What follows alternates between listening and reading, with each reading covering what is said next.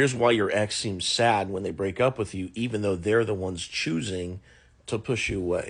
Hey, I'm Coach Benny. I help people get their exes back. And I have a background as a men's dating coach, which means I understand attraction and how to bring people in. And today I'm sick, but I'm still getting the videos out, so excuse the get up here. Now, one of the most confusing things for people that are getting broken up with is that sometimes when somebody's letting you go, they're sad and they seem like they don't want to do it, but they say that they have to do it, and you know that they really don't, you know, but they're so distraught. It seems like in their mind they don't even have a choice. So as you're trying to figure out whether or not you should move on, you're thinking, well, they seemed like they loved the hell out of me when they were letting me go, and maybe it's not really over. Maybe they're just going through something. And what's going on here is that your ex has a dismissive, avoidant attachment style, whereas somewhere in their childhood, they were emotionally neglected to some extent. It could be that the parents were strung out on drugs and like there was literally nobody there. But it could also be something like where the family was there, but they were more like tough love than they were actually nurturing. But what comes out of this is this feeling of brokenness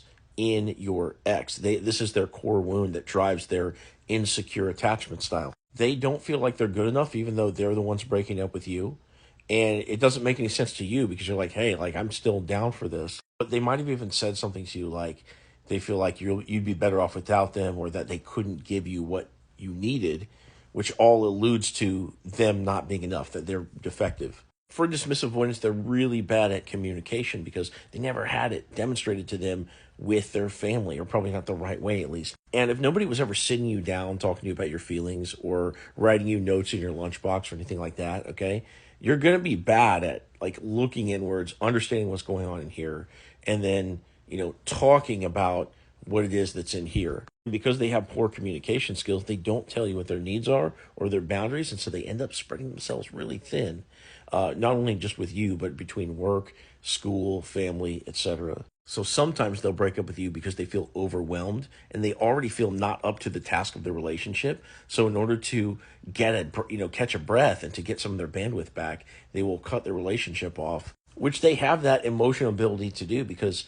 them having had to raise themselves to some extent, they just were able to flip the switch and get to work and kind of take care of themselves. And they might even have an identity based around hyper independence because of this. Now, I'm not saying you were, but to whatever degree that you were clingy in the relationship, where you were always texting first or asking them for reassurance and this kind of a thing, that's also exacerbating their desire for independence because, they feel like their identity